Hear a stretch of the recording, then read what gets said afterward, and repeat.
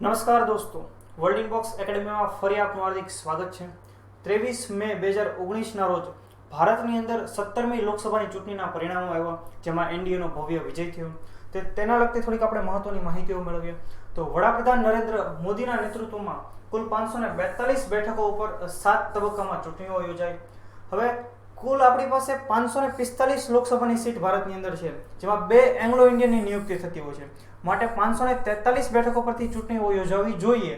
પરંતુ તમિલનાડુની વેલ્લોર બેઠક પરની ચૂંટણી ભારતીય ચૂંટણી પંચે રદ કરી હતી અને માટે 542 બેઠકો પર ચૂંટણી યોજાઈ।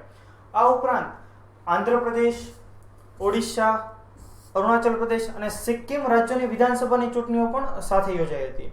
હવે આપણે લોકસભાની મહત્તમ બેઠકો યાદ રાખીએ કે જે 552 જેટલી છે, જેમાં 530 બેઠકો રાજ્યોની, 13 બેઠકો કેન્દ્ર શાસિત પ્રદેશોની અને તેમાં દિલ્હીની 7 અને બાકીની અન્ય કેન્દ્ર શાસિત પ્રદેશોની એક બેઠકો। હવે જ્યાં એનડીએ છે કે જેને આપણે ભારતીય જનતા પાર્ટીનું ગઠબંધન કહેતા હોય છે, જેનું પૂરું નામ છે નેશનલ ડેમોક્રેટિક એલાયન્સ, અને તેની સામે કોંગ્રેસનું ગઠબંધન જેને આપણે યુપીએ તરીકે ઓળખીએ છીએ, જેનું પૂરું નામ છે યુનાઇટેડ પ્રોગ્રેસિવ એલાયન્સ। ખૂબ સરસ રીતે આ લોકસભાની ચૂંટણીઓ યોજાઈ, શાંતિપૂર્ણ રીતે ઘણા તબક્કામાં યોજાઈ, જ્યારે પશ્ચિમ બંગાળની અંદર અશાંતિપૂર્ણ પણ ઘણી જોવા મળી। હવે લોકસભાની ચૂંટણીઓ થઈ તો લોકસભા વિશે પણ માહિતી મેળવવી જરૂરી છે। તો લોકસભાની રચના ભારતીય બંધારણના અનુચ્છેદ 81 મુજબ કરવામાં આવી છે, જેનો સમયગાળો 5 વર્ષનો હોય છે। પરંતુ તે પહેલા જો વડાપ્રધાન રાષ્ટ્રપતિને સલાહ આપે કે આપણે લોકસભાનો ભંગ કરવો છે, તો તે લોકસભાનો ભંગ રાષ્ટ્રપતિ કરી શકે છે, નહીંતર તેમનો સમયગાળો લોકસભાનો 5 વર્ષનો હોય છે। લોકસભાના સભ્ય બનવા માટે ઓછામાં ઓછી 25 વર્ષની ઉંમર જરૂરિયાત છે। 25 વર્ષથી વધુ ઉંમરના લોકો લોકસભાના સભ્ય માટે ઉમેદવારી નોંધાવી શકે છે। જ્યારે પ્રથમ લોકસભાની ચૂંટણી 1951 થી 1952 દરમિયાન યોજાયેલી, આ પ્રશ્ન તાજેતરમાં જ એક પરીક્ષામાં પૂછાઈ ગયો।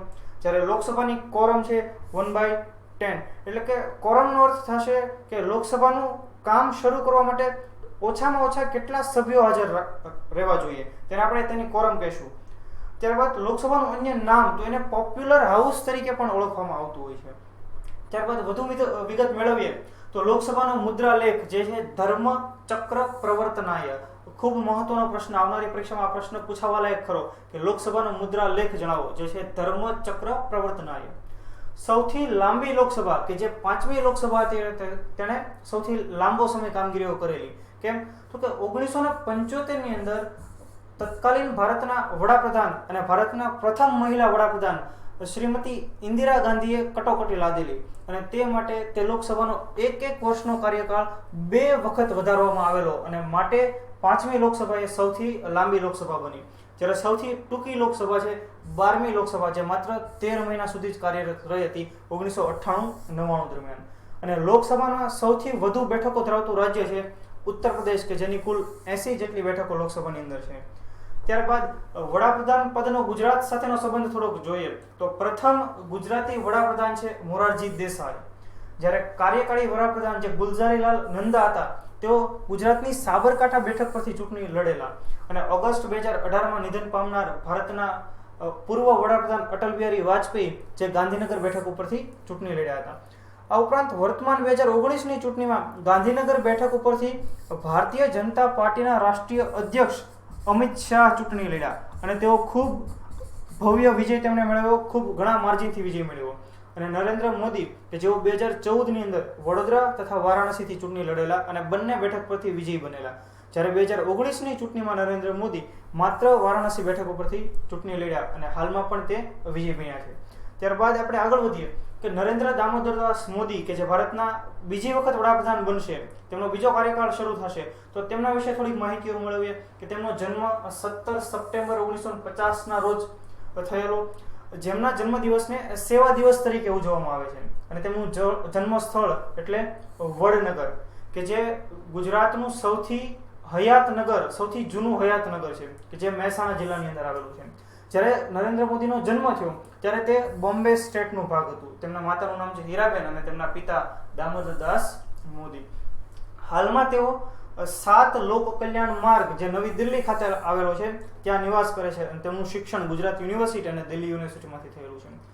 ખૂબ મહત્વની બાબત, તેમના ગુરુ કે જેને વકીલ સાહેબ તરીકે ઓળખવામાં આવે છે, જેમનું મૂળ નામ હતું લક્ષ્મણરાવ ઇનામદાર, અને આ લક્ષ્મણરાવ ઇનામદાર ઉપરથી નરેન્દ્ર મોદીએ એક પુસ્તક પણ લખેલું છે જેનું નામ છે સેતુ બંધુ નામનું પુસ્તક નરેન્દ્ર મોદીએ તેમના ગુરુને ઉપર લખેલું છે, એટલે કે લક્ષ્મણરાવ ઇનામદાર ઉપર લખેલું છે. અને નરેન્દ્ર મોદી સ્વતંત્ર ભારતની અંદર જન્મ થયો હોય તેવા પ્રથમ વડાપ્રધાન પણ છે. ત્યારબાદ આગળ વધીએ કે નરેન્દ્ર મોદીએ તેમની રાજકીય કારકિર્દી કઈ રીતે નોંધાવેલી છે.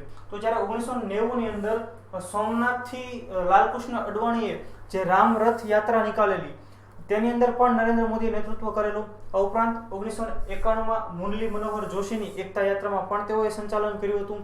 એટલે તેઓ ખૂબ સારી રાજકીય કારકિર્દી તે સમયે નોંધાવી રહ્યા હતા. અને તેમના પરિણામ સ્વરૂપ 2001ની અંદર કે જ્યારે ગુજરાતની અંદર ભૂકંપ આવ્યો ત્યારબાદ નરેન્દ્ર મોદીની ભૂકંપ બાદ ગુજરાતના મુખ્યમંત્રી તરીકે નિયુક્તિ કરવામાં આવી હતી. તે સમયે તે કોઈ પણ બેઠક પરથી ચૂંટણી લડીને મુખ્યમંત્રી બન્યા નહોતા, જ્યારે પ્રથમ વખત મુખ્યમંત્રી બને છે ત્યારની વાત છે. ત્યારબાદ 2014ની અંદર વડાપ્રધાન તરીકે તેઓ ઉમેદવારી નોંધાવે છે અને ખૂબ મોટા માર્જિનથી વિજેતા પણ બને છે અને વડાપ્રધાન તરીકે શપથ લે છે. ભારતના તત્કાલીન રાષ્ટ્રપતિ પ્રણવ મુખર્જીએ તેમને શપથ લેવડાવ્યા હતા.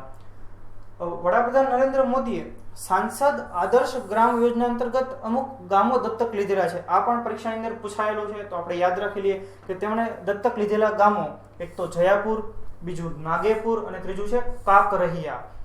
આ ઉપરાંત નરેન્દ્ર મોદીએ ઘણા બધા પુસ્તકો પણ લખેલા છે, જેમ કે પ્રેમ તીર્થ, સંઘર્ષમાં ગુજરાત, જ્યોતિપુંજ, શ્રી ગુરુજી એક સ્વયંસેવક, સેતુબંધ જેના વિશે હમણાં આપણે આગળ જ જોયું, કન્વીનિયન્ટ એક્શન, પત્રરૂપ શ્રી ગુરુજી, કેળવે તે કેળવણી, આંખ આ ધન્ય છે અને છેલ્લું એક્ઝામ વોરિયર્સ.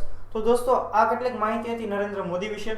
આ ઉપરાંત તાજેતરમાં આવેલા થોડા એનડીએના પરિણામ વિશે, 2019ની ચૂંટણીના પરિણામ વિશે કે જેની અંદર એનડીએનો ભવ્ય વિજય થયો. તો આપણે નેક્સ્ટ લેક્ચરની અંદર કમ્પ્લીટ એનાલિસિસ આના વિશે જોઈશું. આ એક માત્ર થોડી શરૂઆત હતી. તો નેક્સ્ટ લેક્ચરમાં ફરી પાછા ભેગા થઈએ. 2019 કે જેને આપણે દેશ કા મહા ત્યોહાર તરીકે ઓળખીએ છીએ, આ ચૂંટણીને જેની એક ટેગલાઇન પણ હતી તે પણ આપણે યાદ રાખીએ. તો તેનું કમ્પ્લીટ એનાલિસિસ આપણે નેક્સ્ટ લેક્ચરમાં જોઈશું. Thank you very much.